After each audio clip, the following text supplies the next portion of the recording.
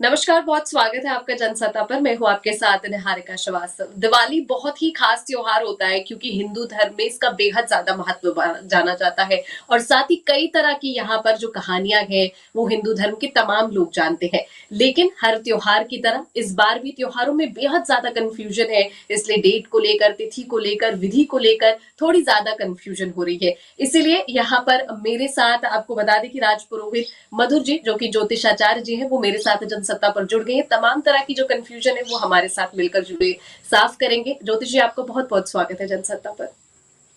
सादर नमस्ते, सभी दर्शकों को भी नमस्कार, आपको भी। ज्योतिष जी, बहुत सारी यहाँ पर जो धारणाएं हैं वो है, और अब त्योहार जो है उसका तिथि के अनुसार अगर देखें और तमाम चीजों के अनुसार अगर देखें तो सारे जितने त्योहार हैं उनकी जो डेट है वो लगभग 2 दिन के लिए हो जा रही है। कोई कोई त्योहार 2 दिन भी मनाए जा रहे हैं। तो इस बार सबसे पहला जो सबसे बड़ा कंफ्यूजन है वो ये दूर कर दीजिए कि दिवाली जो है और साथ ही जो लक्ष्मी पूजा है वो किस दिन की जाएगी। विशेष रूप से 12 और 13 तारीख, 2 तारीखों में विवादास्पद स्थिति बनी हुई है। दीपावली एक ऐसा पावन पर्व है जो कि भगवान राम ने जब पृथ्वी पर नर के रूप में अवतार लिया, नारायण ने नर का अवतार लेकर के राक्षसों का संहार किया और धर्म की पुनर्स्थापना करी। अयोध्या वासियों ने भगवान राम का स्वागत दीपक जला करके किया था। और दूसरा, दीपावली का ये जो आयोजन मनाया जाता है, जब सूर्य की उत्पत्ति हुई थी तो पूरा संसार प्रकाशित हुआ था। जी। उस समय से भी देव दीपावली का महत्व जगाया जाता है। ऐसे तमाम प्रकार के मुंडे मुंडे मतिर्भिन्ना कई हम्म। सारे लोगों ने कई सारे विषयों पर, लेकिन जो शास्त्र कहता है भगवान राम के विषय से, क्योंकि राम सत्य सनातन धर्म को स्थापित करते हैं, धर्म को स्थापित करते हैं। जी। अब ऐसे में जो दीपावली का ये ज्योतिषाचार्यों द्वारा जो मुहूर्त की विवेचना की जाती है, ये बहुत हाँ ही, जी। जो 4 वर्णों की व्यवस्था भारत में बनाई गई है, उन भारत की 4 वर्णों में जो सबसे चतुर्थ वर्ण का व्यक्ति है, वो आज कहीं न कहीं बहुत पीड़ित अवस्था में चला जा रहा है। उसका कारण ज्योतिषाचार्यों द्वारा जो भी आज भी जो भी मत निकाले जा रहे हैं, वो 2 मत निकाले जा रहे हैं। हर एक त्योहार 2 दिन का हो जा रहा है। ऐसे में लोग भ्रमित हैं। ऐसे में पवित्र दीपावली कब मनाएं? 1:46 से लेकर के 12 तारीख को सायंकालीन बेला में, अर्थात दोपहर में ही 1:46 से शुभ तिथि का आयोजन हो रहा है, अर्थात अमावस्या लग रही है। तो ऐसे में जब हम दीपावली मनाते हैं तो सायंकालीन बेला में ही, क्योंकि निशीथ काल, संध्या काल में ही देव दीपावली मनाई जाती है। भगवान गणेश और लक्ष्मी जी का पूजन भी होता है। विशेष रूप से ज्योतिषाचार्यों के जो मत हैं, वो कहीं न कहीं मत उन्होंने अपने पथ प्रदर्शित करने के लिए तो रख दिए, लेकिन एक सामान्य जनमानस के लिए बहुत बड़ा प्रश्नवाचक चिन्ह भी बना दिया। मैं इस जनसत्ता चैनल के माध्यम से आप सभी दर्शक जो लोग देख रहे हैं, जहां तक ये वीडियो जाएगा, उन सभी दर्शकों को ये मैं बताना चाहता हूं, तमाम प्रकार के भ्रमों में ना पड़ते हुए 12 तारीख को ही आप दीपावली मनाएंगे। उसका कारण, जब सायंकालीन बेला में चंद्रमा की उपस्थिति पर अमावस्या तिथि हो, सायंकालीन बेला में जब आपको दीप देवता का पूजन करना है, माँ लक्ष्मी का पूजन करना है, भगवान गणेश का पूजन करना है, तो ऐसे में उस तिथि का होना आवश्यक है। दूसरा ये कि ये पिछले 400 वर्षों बाद ऐसा शुभ संयोग बन करके आया है, जो 12 तारीख की रात्रि में आपको प्राप्त हो रहा है। ऐसे में अमावस्या तिथि का रात्रि में होना, रात्रि में मंत्रों का जगाना, तमाम प्रकार के ऐसे वैदिक अनुष्ठानों का करना और अपने पूर्वजों को, अपने कुल के देवी देवताओं का स्मरण करना, पूजन करना, यम के लिए, यमराज के लिए दीपक जलाना, कुल के देवताओं के लिए दीपक जलाना 12 तारीख की दीपावली को कहीं न कहीं अत्यंत शुभ माना जाएगा। अब 13 को क्यों ना मनाएं? लोग ये भी है कि 12 और 13 दोनों दिन मना रहे हैं, या फिर दीपावली तो हम प्रतिदिन मनाते हैं। दीप जो है जन्म से लेकर के मृत्यु तक मनाया जाता है, लेकिन वस्तुतः जब ये परम सौभाग्य आता है तो इस परम सौभाग्य में हम दीपोत्सव उस तिथि के महत्व में, अर्थात जिस दिन भगवान राम अयोध्या लौटे, और वो तिथि है कब? वो 12 तारीख को पड़ रही है, अमावस्या रात्रि में मिल रही है, दोपहर में लग जाएगी। हम लोग दीपावली दोपहर में, सुबह तो मनाते नहीं है, सायंकालीन बेला में मनाते हैं, तो सायंकालीन बेला में अमावस्या तिथि का होना आवश्यक है। दूसरा, शास्त्र मत ये कहता है कि जब तिथि का स्पर्श सूर्योदय काल से हो, प्रारंभिक काल से, लोग तब से उसको मानते हैं कि ये तिथि आज है, लेकिन वो व्रतों में ली जाती है। हमें जब उत्सव मनाना है तो हम उत्सव उस समय मनाएं जब तिथि की उपस्थिति हो, अर्थात जब राम आए, जब तिथि उपस्थित है तभी तो उत्सव मनाएंगे। पता लग रहा है शाम को दीपक जलाना है और प्रतिपदा लग चुकी है, तो प्रतिपदा में दीपक जलाना अशुभ नहीं होगा। वस्तुतः अमावस्या को ही दीपावली मनाएं तो ज्यादा शुभ होगा। इसलिए ये 13 तारीख वाली जो भ्रांति है, इसका स्पष्ट रूप से इस चैनल के माध्यम से मैं कहना चाहता हूँ, उन सनातन प्रेमियों को कहना चाहता हूँ कि भटकाव में ना आते हुए 12 तारीख की रात्रि में माँ भगवती लक्ष्मी और गणेश जी का विधिवत पूजन करें। जी। आपने बहुत अच्छे से बताया कि जिस तरह जो लोग हैं वो बहुत 12 और 13 को लेकर कंफ्यूज थे और साथ ही तर्क जानना चाहते थे कि इन तमाम चीजों के पीछे किस तरीके का तर्क है, तो आपने जो बताया उससे मैं आशा करती हूँ कि जितनी भी जनता ये देख रही होगी उन्हें साफ हो गया होगा। अब इस पर भी बात कर लेते हैं कि माँ लक्ष्मी की इस बार किस तरह विधि विधान से पूजा की जाए, क्या क्या चीजें जो है वो अपने पूजन में शामिल की जाए, अगर आप एक बार बता सके तो। प्रश्न ये भी है कि इस दीपावली के पर्व पर जब राम जी आए तो गणेश लक्ष्मी का पूजन क्यों होता है? हाँ ये भी हाँ लोगों के दिमाग में बहुत बड़ा प्रश्न है। तो ऐसे में जब भगवान आए लौट करके अयोध्या में, तो अयोध्या की कुल देवी का पूजन जब होने लगा, तो नाना प्रकार के जो देवता थे वो सब उस पूजन में, जैसे भगवान बाल कृष्ण के रूप में थे, छोटे अवतार में थे, जब भगवान राम जो है बाल्यकाल में थे, जब माता उनकी पूजन करने के लिए कुल देवताओं की गई, वही राम जो पालने में थे वही राम जाकर के वहां दिखाई पड़े, उस मंदिर में कुल देवताओं के बीच में दिखाई पड़े। तो भगवान से निवेदन उन्होंने किया कि हमको भ्रम में मत डालिए। ऐसे में जो लक्ष्मी और गणेश को प्रसन्न, गणेश जी हैं विघ्नहर्ता, जीवन के संपूर्ण विघ्नों का विनाश करके, अर्थात मंगल भवन अमंगल हारी। भगवान राम कहते हैं कि मैंने उन जनमानस को, उन जीवों को, उन पक्षियों को, जटायु जैसे गिद्धराजों को हमने मुक्त किया। मेरा नर अवतार इसीलिए हुआ, विप्रधेनु सुरसंत हित के लिए नर अवतार हुआ। और आज जब वो करके गंगा स्नान करके अयोध्या आते हैं, तो ऐसे में दीपोत्सव मनाया जाता है। उस समय आने के बाद उनकी माताएं कुल देवी की उपासना करती हैं, कुल देवी में माँ भगवती लक्ष्मी की उपासना करती हैं। गणेश जी ने समस्त विघ्नों का विनाश किया, इसकी वजह से इनका पूजन होता है। हमारे घर में, हमारे उस पवित्र स्थल में, गृह में नित्य जो है विद्या के रूप में सरस्वती वास करें, सरस्वती के साथ साथ कुबेर धन के रूप में वास करें, अन्नपूर्णा वास करें। इसलिए नाना प्रकार के देवताओं का पूजन होता है। खास करके राम जी का, राम दरबार का विशेष रूप से पूजन करना चाहिए। इस कलिकाल में हनुमान जी की बहुत बड़ी शक्ति है, क्योंकि हनुमान जी चिरंजीवी हैं। और चिरंजीवी अर्थात जो व्यक्ति हमारे बहुत नजदीक हो, आसपास हो, जैसे हम श्वास लेते हैं लेकिन वो श्वास दिखाई नहीं पड़ती है, ठीक उसी प्रकार से चिरंजीवी देवता हमारे यत्र तत्र सर्वत्र विद्यमान है। यदि हम इस दीपावली पर हनुमान जी की उपासना करेंगे तो कहीं न कहीं भगवान राम की कृपा आपको प्राप्त होगी। अब रही बात सामग्रियों की, तो सूक्ष्मोत जी सामग्री में 3 भाव होते हैं, मनसा वाचा कर्मणा। मन से, वचन से और कर्म से, 3 प्रकार की गतिविधि। अब आप बहुत सामग्री लेकर के बैठे हो, मन ही न लग रहा हो, तब क्या करें ऐसे में? लेकिन मन का उपस्थित होना बहुत आवश्यक है। वाचना में, वाचन क्या करना है?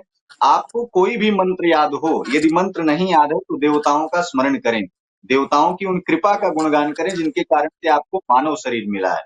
रही बात कर्मणा, कर्म क्या करें? कर्म में आप जो भी हल्दी चंदन टीका आपके पास रखा हो, सामग्री के रूप में आप चढ़ाएं। 3 प्रकार से पूजन होता है, मनसा वाचा कर्मणा। अब पूजन में सामग्रियां क्या उपलब्ध करना है? गंगा जल, पंचामृत में दूध दही घी मधु शक्कर। जैसे एक प्रश्न इसमें ये आता है कि हम प्रतिवर्ष मूर्तियों का पूजन करते हैं, जो मिट्टी की मूर्तियां हाँ होती हैं उसका क्या? क्या पूजन करके उसको तब विसर्जित करें या पहले ही विसर्जित कर दें? तो आपको ज्ञात होना चाहिए, इस चैनल के माध्यम से आपको मैं बताना चाहता हूँ, जो पहले से जी प्राचीन मूर्ति आपने वर्ष भर पूजन किया, विधिवत उसका भी पूजन करें। पूजन करने के बाद दूसरी जो मूर्ति आप मृदा मूर्ति लाए हैं, मिट्टी की मूर्ति लाए हैं, उस मूर्ति में प्राण प्रतिष्ठा करें कि वर्ष भर आपका यहाँ पर सदैव सम्मान होगा, आप यहाँ विराजमान हो, इस घर के कुल के देवी देवता हैं, आप यहीं पर उपस्थिति अपनी दर्ज कराएं। ऐसा कहते हुए तब उस मूर्ति को आप विसर्जित करें, और विसर्जन के साथ साथ इस मूर्ति को आप घर में प्रतिष्ठा करें। जिनके पास धातु मूर्तियां हैं, उन धातु मूर्तियों को शुद्ध करके उनको पुनर्स्थापित करें, उनको पुनर्ऊर्जावान करें। बार बार मूर्तियों का लाना, मृदा की मूर्ति जो जो व्यक्ति ला करके और जिस तरीके से उनको ले जाके पीपल के पेड़ के नीचे या कहीं भी ऐसी अशुद्ध अवस्था में फेंक देते हैं, पूरे वर्ष भर उनका पूजन होता है, उसका बहुत ही अनैतिक परिणाम सामने आता है। लोग समझ नहीं पाते, भटकते रहते हैं। इसलिए इस चैनल के माध्यम से मैं उन सभी सनातन प्रेमियों को, भक्तों को मैं ये सूचित करना चाहता हूँ, आप विसर्जन करें लेकिन मूर्तियों को ऐसे पीपल के पेड़ के नीचे फेंक करके मत चले आइए। अपने सिर का भार भगवान को मत समझिए। भगवान ने आपको बना करके भेजा है, आपके कष्टों का निवारण करने के लिए भेजा है। इसलिए भगवान को आप अगर भार समझ लेंगे और ले जाकर के फेंक के चले आएंगे तो उसका साइड इफेक्ट भी पड़ेगा।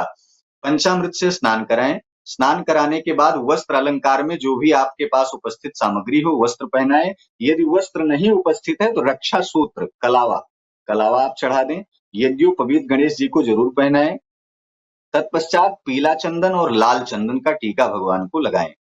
आज के दिन लोग लक्ष्मी पूजन में विशेष रूप से यंत्रों की उपासना ज्यादा करते हैं, तंत्रों की उपासना करते हैं, लेकिन ध्यान रहे, जैसे बल्ब जल रही है तो बल्ब जल रही है तो आपको जलता हुआ दिखाई तो पड़ रहा है, उससे प्रकाश मिल रहा है, लेकिन उसमें करंट भी है। आप छुएंगे, हाँ। अगर आपको ज्ञान नहीं होगा तो अचानक करंट भी लग जाएगा। तंत्र करने से पहले, तंत्र क्रिया करने से पहले गुरु का होना अति आवश्यक है। इसलिए किसी ब्राह्मण, हम्म। किसी मंदिर, किसी संत महात्मा पुजारी का सहयोग लेते हुए ही ये कार्य करेंगे तो अति उत्तम होगा। आज के दिन धान का लावा भी चढ़ाया जाता है विशेष रूप से। लक्ष्मी पूजन में आपके पास नाना प्रकार की मिठाइयां हो, फल हो।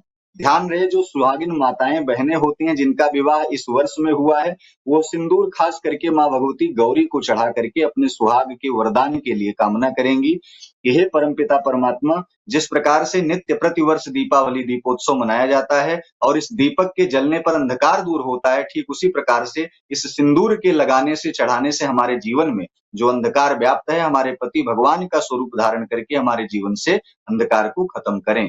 ऐसी सुंदर भावना रखते हुए अबीर गुलाल, ध्यान रहे इस दीपावली पर आपको एक विशेष रूप से सामग्री चढ़ानी है, वो है इत्र। इत्र इसलिए चढ़ाना है, भगवान को जब आप इत्र चढ़ाते हैं तो इत्र चढ़ाने, इत्र में महक बहुत ज्यादा होती है, सुगंध। आप अपने जीवन में बहुत अधिक कार्य कर रहे हैं लेकिन सांसारिक प्रपंचों से आप लिपटे हुए हैं, समस्याओं से ग्रसित हैं, तो ऐसे में इससे उभरने के लिए क्या करें? जैसे सूर्य की किरण पड़ने पर कमल विकसित होता है, ऐसे देवताओं की उपासना करने में जब हम इत्र को शामिल करते हैं, सुगंधित तेल को शामिल करते हैं, सेंट का, परफ्यूम का इस्तेमाल करते हैं, तो वहां पर हमारी जो बिगड़ी हुई मानसिकता होती है भगवान के साथ उसका तारतम्य जुड़ जाता है। साथ साथ हमारा मार्ग प्रशस्त हो जाता है जो लंबे दिनों से बाधित है। ऐसे में तमाम प्रकार के फल, मिष्ठान आदि लगा करके भोग लगाएं।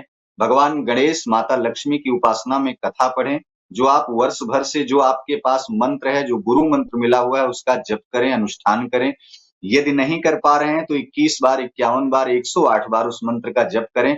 उसे रिन्यूअल जरूर करें, कारण ये महा अमावस्या है। ऐसी पवित्र अमावस्या की पावन तिथि पर जब भगवान राम अपना पुनर्राज्य स्थापित करने के लिए आते हैं, ऐसे ही व्यक्ति के जीवन में वो पूजन करने से पुनर्राज्य स्थापित होता है, अर्थात सब कुछ जो खोया हुआ होता है वो मिल जाता है। इसलिए इस दीपावली पर विशेष रूप से माँ भगवती लक्ष्मी की कृपा प्राप्त करने के लिए एक वैदिक मंत्र है, उस वैदिक मंत्र को आपको मैं बताना चाहूंगा। ओम महालक्ष्मी नमः एक साधारण मंत्र है। जैसे व्यक्ति को मंत्र ना याद हो तब क्या करें? सबसे पहली बात तो हम्म। भावनात्मक स्थिति होनी चाहिए। बहुत सारे मंत्र ही याद हैं लेकिन मन में छल, दंभ, द्वेष, पाखंड, ईर्ष्या, ये तमाम प्रकार के प्रपंच अगर भरे हुए हैं तो देवताओं की कृपा कैसे मिल सकती है? तो ऐसे में मन का शुद्ध होना बहुत जरूरी है। हमने आंगन नहीं बुहारा, कैसे आएंगे भगवान? चंचल मन को नहीं संहारा, कैसे आएंगे भगवान? भगवान को बुलाने के लिए मन से तारतम्य जोड़ना बहुत जरूरी है। आप झाड़ू जरूर ले आइएगा।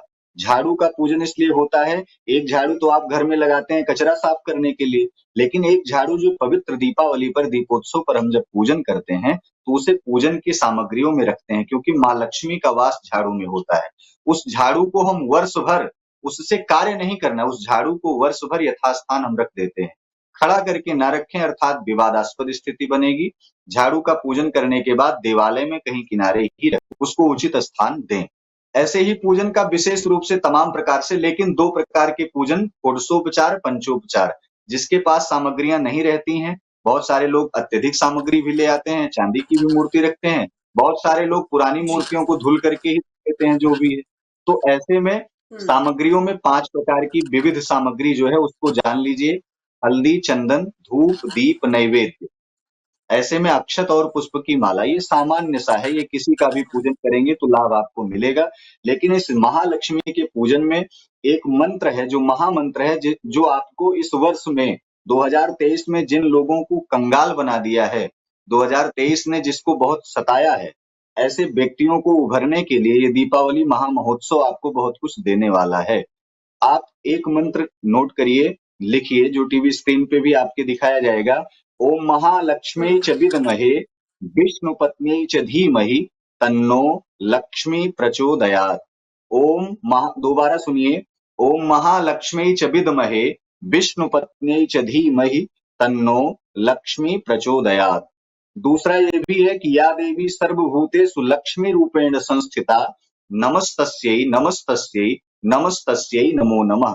तमाम प्रकार के देखिए शास्त्र पुराणों में मंत्र बहुत लिखे हैं, लेकिन मुझे रास्ता अगर एक पकड़ेंगे तो वो मुझे अंत तक ले जाएगा। अनेक मार्गों में जब आप भ्रमित हो जाते हैं तो अनेक मार्गों में फिर वही है कि आपके पास 2 ही पैर हैं चलने के लिए। एक मार्ग पर चलेंगे तो सटीक परिणाम आएगा। बहुत सारे लोगों का प्रश्न रहता है, मैं पूजन करता हूँ, दीपोत्सव मैंने जलाया, सब कुछ किया, लेकिन उसका परिणाम नहीं मिला, सुखद परिणाम नहीं मिला। उन लोगों को मैं इस चैनल के माध्यम से बताना चाहता हूँ, सनातन धर्म सदैव परिणाम देता है। वस्तुतः आपकी जी। मानसिक भावना अगर अतिशीघ्र की है तो अतिशीघ्र कुछ नहीं प्राप्त होता। माँ पार्वती ने शंकर को पाने के लिए बहुत लंबे समय तक तपस्या की थी, तब जाकर के भगवान शिव प्रसन्न हुए थे उनके ऊपर। तो साधारण नहीं है, सनातन में तपस्या बहुत आवश्यक है। जी। ये जो विधियां बताई, जो तमाम चीजें बताई, वो बहुत खूबसूरत है और एक एक चीज आपने बहुत डिटेल में बताई। क्योंकि कई बार ऐसा होता है कि हम बहुत सारी चीजें पहले से भी जानते होते हैं, लेकिन उसके पीछे क्या कहानियां हैं, क्या वजह है, ये जानना थोड़ा मुश्किल होता है। और जैसे आपने मंत्र बताया, एक थोड़ा कठिन मंत्र है और एक थोड़ा आसान है, जो भी जिसको याद हो सके और वो जनता वैसे ही मंत्र याद कर ले। और आपने कहा कि जैसे तमाम चीजें हम करते हैं, लेकिन अगर मन स्वच्छ ना हो तो ये तमाम चीजें करने का कोई फायदा नहीं है। इसी तरह एक और सवाल है मेरा कि यहाँ पर जो चीजें हम कर रहे हैं विधि विधान से, लेकिन किन गलतियों का खास तौर पर इस दिन हमें ध्यान रखना चाहिए कि कौन कौन सी गलतियां जो है वो बिल्कुल हमें दोहरानी नहीं है और खास तौर पर चीजों का ध्यान रखना है। बिल्कुल, बहुत अच्छा प्रश्न है। जैसे हम पूजन करने के लिए सज्ज होते हैं, तो सबसे पहली बात तो बहुत सारे ऐसे राक्षसी प्रवृत्ति के व्यक्ति हैं कि पूजन करने के बाद भी मदिरा पान करते हैं, तो उनको सचेत हाँ होना जी। चाहिए। मदिरा पीने के बाद जिस तरीके से बुद्धि भंग होती है, ठीक उसी तरीके से मन में वो जब ऊर्जा, जो नकारात्मक ऊर्जा व्याप्त होगी, तो पूरे वर्ष भर रहेगी। उसे न कोई दवा न दुआ कुछ ठीक नहीं कर पाएगा। इसलिए भूल करके भी ये गलती ना करें। दूसरा ये, उन माताओं के लिए, उन बहनों के लिए बहुत विशेष रूप से सूचना है, यदि आप जी। अशुद्धावस्था में हो, रजस्वला स्थिति में हो, तो आप पूजन में सम्मिलित हों, मूर्तियों को स्पर्श ना करें। उसका कारण अशुद्धता, देखिए वर्ष में एक बार दीपोत्सव मनाया जाता है, अमावस्या बहुत पवित्र अवसर है। आप आरती में, पूजा में, भजन में, संकीर्तन में सब जगह नृत्य करें, गान करें। भक्ति 9 प्रकार की होती है। श्रवणम, पहली भक्ति सुनने की है। आप करने से ज्यादा यदि सुनना शुरू करें तो आप समझ लीजिए ईश्वर की कृपा आपके ऊपर बन जाएगी। तो उन माताओं को, उन बहनों को सचेत होना चाहिए। तीसरा प्रश्न ये, यदि गर्भ की स्थिति में है तब क्या करें? गर्भ की स्थिति में है, यदि पति पत्नी ग्रंथि बंधन ना करते हुए पूजन करेंगे, अपना गांठ का जोड़ा बना करके यदि पूजन नहीं करेंगे तो ज्यादा उत्तम होगा। गर्भ की स्थिति में उन माताओं को अकेले ही, क्योंकि गर्भ में साक्षात नारायण या फिर माँ लक्ष्मी का स्वरूप होगा, तो उसको लेकर के हम पूजन कर रहे हैं। अर्थात उनसे यही निवेदन करेंगे, हे परमपिता परमात्मा, इस पूजन करने से जितनी भी ऊर्जा व्याप्त हो, प्राप्त हो, वो संपूर्ण गर्भ पर जाकर के कृपा करे और एक प्रहलाद, ध्रुव जैसा, नारायण जैसा बालक हमारे घर में जन्म ले। कुछ ऐसी परिस्थितियां ऐसी भी हैं, ध्यान रहे कि घर में कोई क्लेश ना हो, क्लेश की कोई स्थिति ना हो। छोटी छोटी बातें माताएं, बहनें, पुरुष वर्ग इस तरीके की हरकतें भी कर जाते हैं, जिससे तमाम प्रकार का युद्ध, गृह युद्ध होने लगता है। तो गृह कारज नाना जंजाला, तो उससे बचने का बहुत विशेष रूप से आपको उपाय करना चाहिए। मुझे लगता है यदि क्लेशों से आज के दिन बचना है, अर्थात दीपोत्सव के दिन बचना है, तो ऐसी परिस्थिति में आपको जितना हो सके उतना मौन रहना चाहिए। अब एक प्रश्न ये आता है, यदि पारिवारिक कलह चल रही है बहुत लंबे समय से, आप बहुत ज्यादा बीमार हैं, आप अस्वस्थ हैं, हॉस्पिटलाइज हैं बहुत लंबे समय से, आपकी समस्या दूर नहीं हो रही है, इस टीवी चैनल के माध्यम से मैं आपको ये संकेत देना चाहता हूं, यमराज के नाम से, यम के नाम से एक दीपक जलता है जो कि चौमुखी दीपक होता है।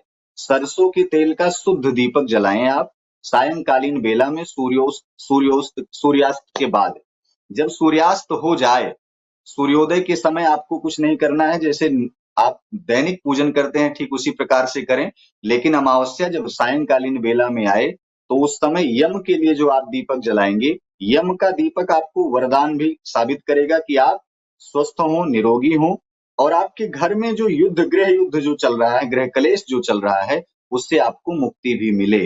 तो ऐसे में वो चौमुखक आपको सायंकालीन बेला में जला करके, यदि पीपल का पेड़ आपके पास नहीं है आसपास, तो आप अपने घर से बाहर दक्षिण दिशा में रखें। यदि आपके आसपास पीपल का पेड़ है, तो उस चौमुखी दीपक को जला करके आप पीपल के पेड़ के नीचे जाकर प्रणाम करें। आने के बाद हाथ पैर धुल लें अपना। इतना करने से आपके जीवन में ही नहीं, आपके परिवार की संपूर्ण जो भी कलह है, कलह अचानक नहीं समाप्त हो जाएगी, आकाशवाणी नहीं होगी। हाँ, ये है कि इस अमावस्या पर ये प्रयोग से धीरे धीरे, मतलब शनैः शनैः वो चीजें शांत हो जाएंगी। दिवाली हम गोवर्धन पूजा भी करते, कई लोग इसे मनाते भी हैं, तो कौन लोग ये गोवर्धन पूजा कर सकते हैं और जो लोग मना रहे हैं, क्योंकि कई लोग ये नहीं मनाते हैं, लेकिन जो लोग करना चाहते हैं वो ये जानना भी चाहते हैं कि किस तरह इस बार कर सकते हैं और क्या कुछ खास हो सकता है इस बार। गोवर्धन की पूजा होती, गोवर्धन नाम आप समझिए, गोबर हम्म। प्लस धन, ये दो शब्द से जी। बना हुआ है और दो शब्द में भी कई शब्द निकल रहे हैं व्याकरण की दृष्टि से। सबसे पहले गो नाम रखा आगे आ रहा है, अर्थात गऊ का नाम आ रहा है।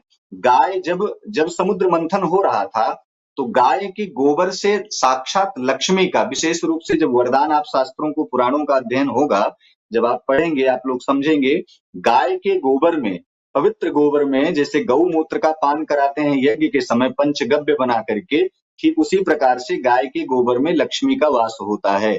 अब वो जो गोवर्धन की पूजा होती है, गोवर्धन में भी साक्षात लक्ष्मी विराजमान है। अब आप समझिए, भगवान कृष्ण ने गोवर्धन को एक उंगली पर उठाया, उस गोवर्धन के नीचे संपूर्ण कहीं न कहीं मथुरा वृंदावन आसपास के जितने भी इस धरा के जो भी सहयोगी थे भगवान के, जो भी गोपगण थे, वो सब जाकर के उसके नीचे अपनी रक्षा किए, क्योंकि इतना इंद्र के द्वारा इतना जल वृष्टि हो रही थी। तो ऐसे में इंद्र के जल को रोकने के लिए जब भगवान ने एक उंगली पर गोवर्धन उठा लिया, तो ऐसे में यदि व्यक्ति के जीवन में अगर बार बार परेशानी आ रही है, तो कृष्ण की कृपा से, क्योंकि कृष्ण कृपा ही केवलम, राम कृपा ही केवलम, नारायण कृपा ही केवलम।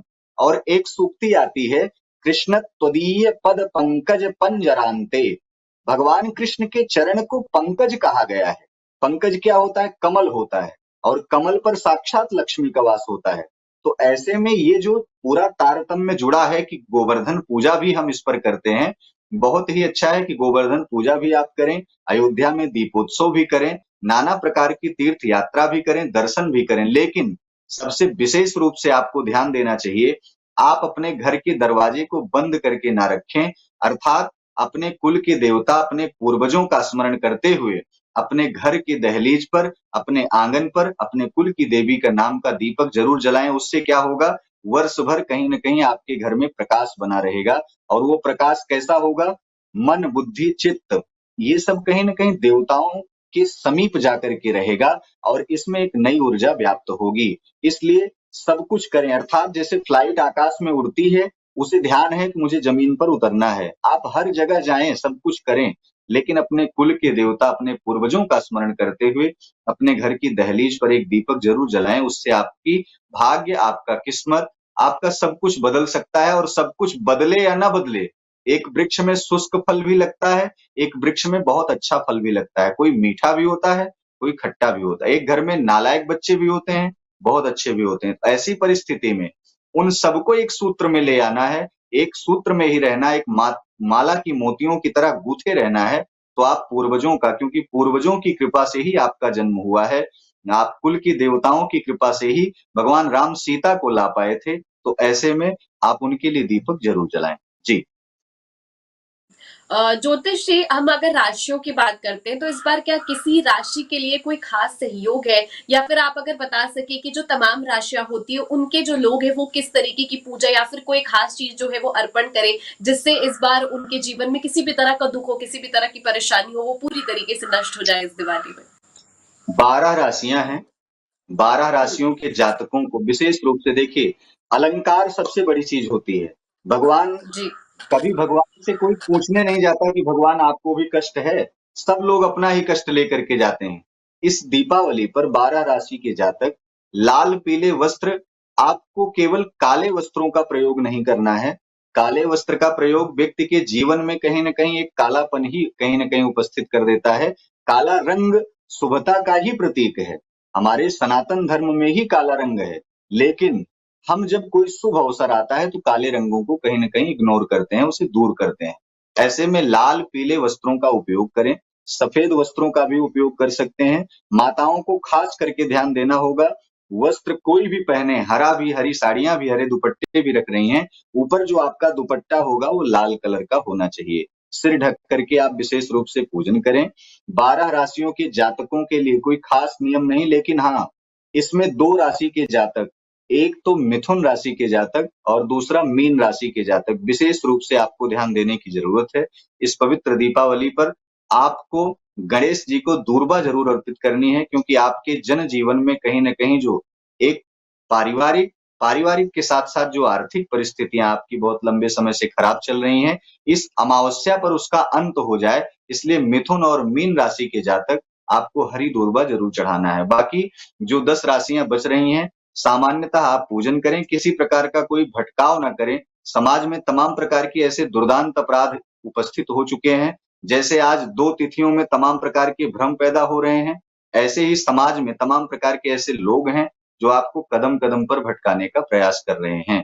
तो मैं आपसे सनातन प्रेमियों से इस चैनल के माध्यम से यही निवेदन करूँगा, 12 राशियों के जातक लाल, पीले, हरे वस्त्रों का उपयोग करें, सफेद वस्त्रों का भी उपयोग कर सकते हैं, खास करके काले वस्त्रों से आपको बचना होगा। इस पूरे दीपोत्सव में वस्त्र का ही, क्योंकि हम जैसा अलंकार करके जाएँगे भगवान के सामने, ईश्वर उतना ही प्रसन्न होता है कि इस मनुष्य को मैंने बनाया, ये मनुष्य आज कितना प्रसन्न होकर के हमारे सामने उपस्थित होकर के मेरा पूजन कर रहा है। वो भी नारायण से कहते हैं, साक्षात ईश्वर भी नारायण से कहते हैं, गणेश जी कहते हैं अपने पिता से कि हे पिता, हे परमपिता परमात्मा, हे भगवान शिव, ये जो भक्त मेरा पूजन करने आया है, इसे सांसारिक प्रपंचों से मुक्त करते हुए जीवन में सब कुछ देना, और अंततः जब इसे मुक्त करना हो तो अपने चरणों में स्थापित करना। ये भगवान का स्वयं आपके प्रति भाव होता है। इसलिए ज्यादा ना भटकते हुए शास्त्र विधियों से आप पूजन करें। ब्राह्मणों का, विप्रों का, गौ का पूजन करें, सम्मान करें, संतों का सम्मान करें, मंदिरों में जाएं, देवालयों में जाएं, भजन कीर्तन करें, और इस दिन जो गुरु मंत्र लिए हैं, गुरु मंत्र वाले व्यक्ति उस गुरु मंत्र का जप जरूर करें। 108 बार आपको जप अवश्य ही करना है। आपको मैंने एक मंत्र अभी बताया ही था, ओम महालक्ष्मी च विद्महे विष्णु पत्नी च धीमहि तन्नो लक्ष्मी प्रचोदयात्। ये ब्रह्म गायत्री है, माँ लक्ष्मी की गायत्री है। लक्ष्मी के गायत्री मंत्र का यदि आप स्मरण करेंगे, धन धान्य से आप परिपूर्ण रहेंगे। जी। ज्योतिष जी, मेरा आखिरी सवाल होगा कि दिवाली के बाद हम भाई दूज मनाते हैं तो बहनें बड़ी ही उत्साहित रहती हैं, लेकिन इस बार भाई दूज की डेट को लेकर भी कंफ्यूजन है, क्योंकि अगर पहले की तरह देखा जाए तो 14 को भाई दूज होना चाहिए था, लेकिन 15 को इस बार है। तो उसके पीछे क्या कारण है, और इस बार जो लोग भाई दूज मना रहे हैं वो किस तरीके से मनाए, क्योंकि हर एक व्यक्ति मुझे लगता है भाई दूज नहीं मनाता, क्योंकि कायस्थों में अलग कुछ त्योहार मनाए जाते हैं उस दिन, और कोई कोई लोग भाई दूज मनाते हैं। तो जो लोग भाई दूज इस बार मना रहे हैं पूरी धूमधाम से, वो लोग इस बार किस तरह चीजों का ध्यान रखें। देखिए, बहन अपने भाई की पूजा इसलिए करती है, एक बहन अपने भाई के पास इसलिए जाती है, जैसे द्रौपदी का जब चीरहरण हो रहा था, तो भगवान जी। कृष्ण आए वहां पर। तो कृष्ण भगवान बन के नहीं आए थे, कृष्ण एक भाई बन करके आए थे। कौरव और पांडवों में जब युद्ध हुआ, तो भगवान क्या कौरवों के पास नहीं जा सकते थे क्या? कौरव भी तो उपासना करते थे भगवान की, लेकिन पांडवों के साथ खड़े हुए। द्रौपदी के उस चीरहरण में परमात्मा स्वयं एक भाई बनकर के आए। एक बहन भाई का पूजन इसलिए करती है कि उसके जीवन में भाई उसकी रक्षा करेगा। लेकिन आज जो अपराध सनातन में जो चल रहा है, जो परिस्थितियां चल रही हैं, सनातन हमारा कमजोर इसलिए हो रहा है क्योंकि शास्त्रों का, ग्रंथों का अवलोकन नहीं होता। जो 2-2 तिथियां आज व्यक्ति को भ्रमित कर रही हैं, इसमें कहीं न कहीं इस्लामिक और क्रिश्चियन मिशनरियों द्वारा ये पोलित और पासित ऐसी पोषित मानसिकता जो चल रही है, पंचांग हमारे बनाए जा रहे हैं, ये फंडिंग कहीं अलग से हो रही है। जो विद्वान गण हैं वो एक ही तिथि का निर्धारित करते हैं और खास करके एक लाइन में मैं आपको बताना चाहता हूँ कि जो ये भैया दूज वाला त्योहार है, प्रातः काल जैसे सूर्य की अरुणिमा जो होती है, लालिमा जो होती है, जब लालिमा बिखरती है, सूर्य अचानक नहीं तपने लगता, सूर्य पहले लालिमा को बिखेरता है, तो लालिमा के बिखेरने से कमल खिलखिलाने लगता है। ऐसे ही जब एक बहन अपने भाई का पूजन करने के लिए चलती है, तो ऐसी परिस्थिति में सूर्योदय हो रहा हो, अर्थात सूर्य निकल रहा हो, सूर्य के निकलने के साथ-साथ सूर्य की किरण जैसा तेज हमारे भाई में व्याप्त हो और उस किरण की तेज से मेरी रक्षा हो सके, आजीवन रक्षा हो सके, लेकिन भाई कंस जैसा ना हो जाए। इसका विशेष रूप से ध्यान देना चाहिए। आजकल बहुत ज़्यादा अपराध है, साक्षी जैसा कांड कहीं न कहीं गलियों में होता है और भाई लोग ऐसे मुँह बांधे हुए चले जाते हैं, माताएँ भी चली जाती हैं, सब मौन रहते हैं। परिस्थिति ऐसी है, इस भाई दूज पर मैं सबसे निवेदन करूँगा, आग्रह यही करूँगा कि आप भाई दूज पर ये वचन दें, संकल्प लें, गंगा जल लेकर के, साधारण जल लेकर के संकल्प लें कि बहन किसी की भी हो, बहन कहीं की भी हो, किसी जाति धर्म की हो, मैं उसकी रक्षा सुरक्षा के लिए कटिबद्ध हूँ, प्रतिबद्ध हूँ। यही मानसिक भावना लेकर के यदि भाई दूज का पूजन आप करेंगे, तो विशेष रूप से कहीं न कहीं आपको फल प्राप्त होगा। अब आप रही बात कि मुहूर्त और तारीख की बात कर रही थी, अब 14 और 15 में, अब आप बताइए जैसे मैंने कहा कि सूर्योदय के समय पूजन करना है, तो 14 तारीख को विलंब से वो दूज लग रही है। 14 तारीख हाँ, को विलंब से दूज लग रही है। अब आप जब 12 तारीख को दीपोत्सव मनाएँगे, तो दीपोत्सव 12 तारीख को मना रहे हैं और 13 तारीख को 1 बज करके 46 मिनट तक अमावस्या है 13 तारीख को। तो फिर उसके बाद प्रतिपदा लग रही है। तो 14 तारीख को हुँ, प्रतिपदा रहेगी। तो द्वितीया कब मिली? जी, 15 तारीख तो को। ऐसे में ये जो भ्रम हो रहा है, ये भ्रम इसी कारण हो जी, रहा है। ना तिथि हाँ, गलत हाँ, है, ना मुहूर्त गलत, लेकिन ये झोला हाँ। छाप जो परिस्थितियाँ बनी हुई हैं, ये 2-3 महीने का कोर्स जो ऑनलाइन बैठ करके लोग करके और विद्वान बन रहे हैं, जी। समाज को ये भटका रहा है। हुँ। ठीक है जी, ज्योतिष जी, जैसा कि आपने तमाम चीज़ों को लेकर तर्क भी दिए और साथ ही आसान शब्दों में बताया क्योंकि बहुत सारी कन्फ्यूज़न के पीछे लोग तर्क जानना चाहते हैं। आजकल जो जनता है, जो तमाम लोग हैं, भक्ति को लेकर भी तमाम लोग जो है वो तर्क जानना चाहते हैं और बड़े ही समझदार हो गए इसलिए ये भी जानना चाहते हैं कि इन तमाम चीज़ों के पीछे क्या कहानी है। लेकिन आपने आसान शब्दों में बताया, मुझे भी समझ आया और मैं आशा करती हूँ कि मेरी जनता को भी समझ आएगा। आपको शुभ दिवाली और हमारे साथ जुड़ने के लिए बहुत-बहुत शुक्रिया।